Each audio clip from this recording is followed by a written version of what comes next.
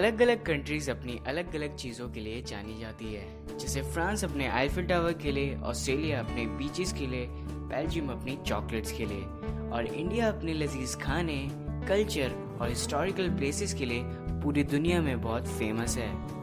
पर कभी आप वर्ल्ड टूर या फिर इन कंट्रीज में जाने की सोचें तो उससे पहले आपको वहाँ के कुछ ऐसे लॉज के बारे में जान लेना ज़रूरी है जो कि आपके लिए तो बहुत नॉर्मल है, पर कई कंट्रीज के कानून कुछ ऐसे हैं जहाँ आपके लिए जो आम चीज़ें हैं वो वहाँ एक संगीन जुर्म माना जाता है, जिसकी वजह से आप वहाँ बहुत बड़ी मुसीबत में भी फंस सकते हैं। तो चलिए friends, without wasting time let's start the video.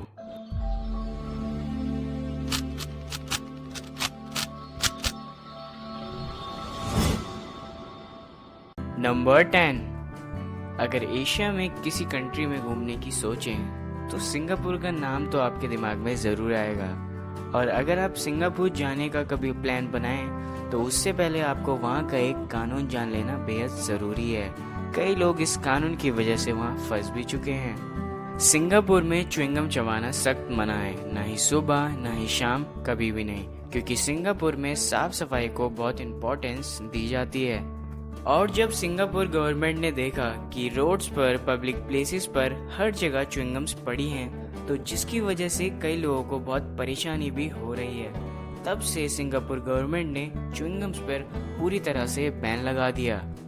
1992 से ये कानून अभी तक चल रहा है और सिंगापुर में कोई भी च्युइंगम्स नहीं ला सकता और ना ही किसी को दे सकता। और अगर आप च्युइंगम खाते हुए पकड़े गए तो आपको कम से कम $700 तक का फाइन भी लग सकता है। तो आप सिंगापुर जाने की कभी सोचें तो उससे पहले सारी च्युइंगम्स अपने बैग से निकाल लीजिए। नंबर 9। जापान टेक्नोलॉजी के मामले में बहुत तेजी से ग्रोथ कर रहा है और कई लोग जापान काम के सिलसिले में भी जाते हैं। तो चलिए अब जापान के वियर्ड लॉ के बारे में बात करते हैं। वहाँ का ये कानून है कि जैपनीज को मोटा होना सख्त मना है। वहाँ के मिटाबो लॉ के मुताबिक जापान में 40 से 75 साल तक के मेंस की कमर 33.5 से ज़्यादा नहीं होनी चाहिए और वुमेन्स की कमर 35.4 इंच से ज़्यादा नहीं होनी चाहिए। ये जनवरी 2008 से लागू किया गया, जिसके अनुसार 40 से 75 साल तक के लोगों का स्थानीय गवर्नमेंट एम्प्लॉयज और कंपनीज के द्वारा एनुअल चेकअप किया जाता है। नंबर 8। तो यार रशिया में अगर आपको कितनी बड़ी भी इमरजेंसी क्यों ना हो, रशियंस को अपनी कार की सफाई को ध्यान में रखना बेहद ज़रूरी है।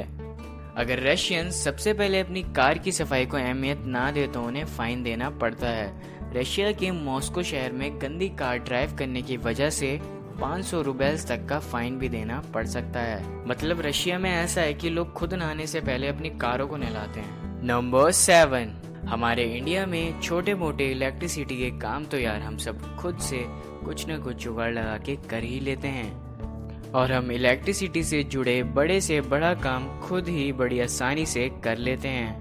पर आप ये जानकर हैरान हो जाएंगे कि ऑस्ट्रेलिया में एक बल्ब बदलने जैसे छोटे से छोटे काम के लिए भी इलेक्ट्रिशियन को बुलाना कंपलसरी है।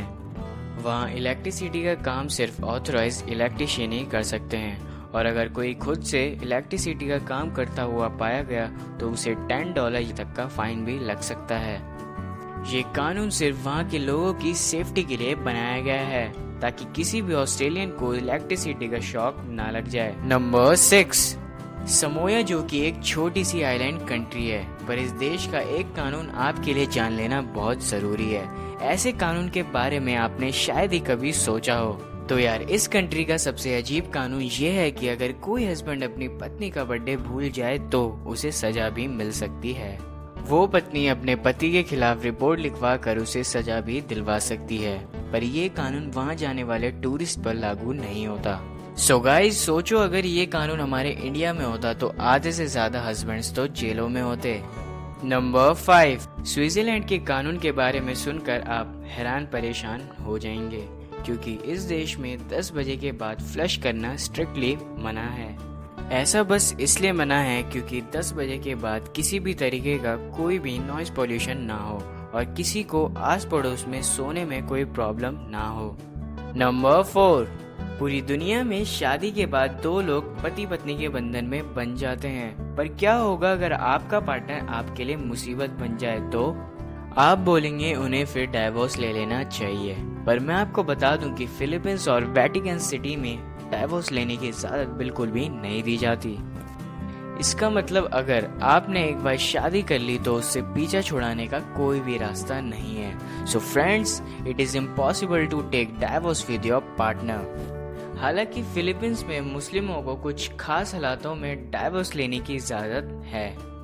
नंबर 3, तो यार अब हम बात करेंगे फ्रांस के एक अजीब से कानून के बारे में। अगर फ्रांस में आप जीते जी अपने पार्टनर से शादी नहीं कर पाए तो कोई बात नहीं।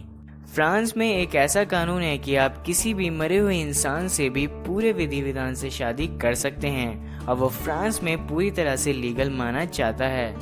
ऐसे कानून के पीछे फ्रांस का ये सोचना है कि अगर दो प्रेमी शादी करने का डिसीजन ले चुके हैं और किसी कारण किसी एक की मौत हो जाती है तो भी उनको अपनी ख्वाहिश पूरी करने की इजाजत मिलनी चाहिए।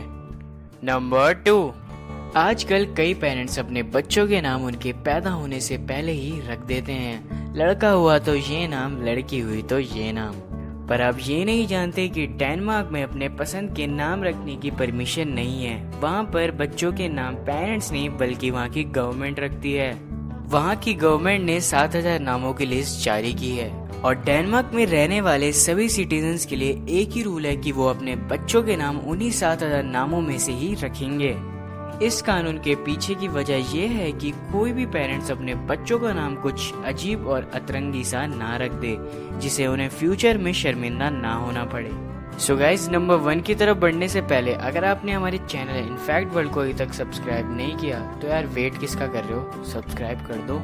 नंबर 1, तो यार बात करें अजीब कानून के बारे में तो फिर हम नॉर्थ कोरिया को कैसे भूल सकते हैं। नॉर्थ कोरिया में सिर्फ एक ही इंसान की हुकूमत चलती है, Kim Jong Un. North Korea में एक नहीं बल्कि बहुत सारे वियर्ड लॉज हैं, जैसे वहाँ पर इंटरनेशनल कॉल करने पे सीधा मार दिया जाता है और वहाँ पर जीन्स पहनने की परमिशन नहीं है। इसके पीछे ये कारण है कि जीन्स वेस्टर्न कल्चर को बढ़ावा देता है। सिर्फ इसलिए वहाँ ब्लू जीन्स पहनने का सोचना भी मौत को बुलाने वाली बात है। और उसके साथ ही वहाँ सिर्फ 28 हेयर स्टाइल ही लोग कर सकते हैं, 10 हेयर स्टाइल मेल्स के लिए और 18 हेयर स्टाइल फीमेल्स के लिए। तो यार किसी भी कंट्री जाना पर नॉर्थ कोरिया तो भूल कर भी मत जाना। तो नॉर्थ कोरिया के तो कितने सारे वियर्ड लॉज हैं, इसके ऊपर मैं एक पर्टिकुलर वीडियो बनाने वाला हूँ, so stay tune. So friends, video कैसा लगा कमेंट सेक्शन में ज़रूर बताएं और वीडियो को लाइक कर दें ताकि मेरा मोटिवेशन बना रहे और मैं आपके लिए अच्छी अच्छी वीडियोस लाता रहूं। तो मिलते हैं जल्दी नेक्स्ट वीडियो के साथ, तब तक के लिए stay home, stay safe, good bye.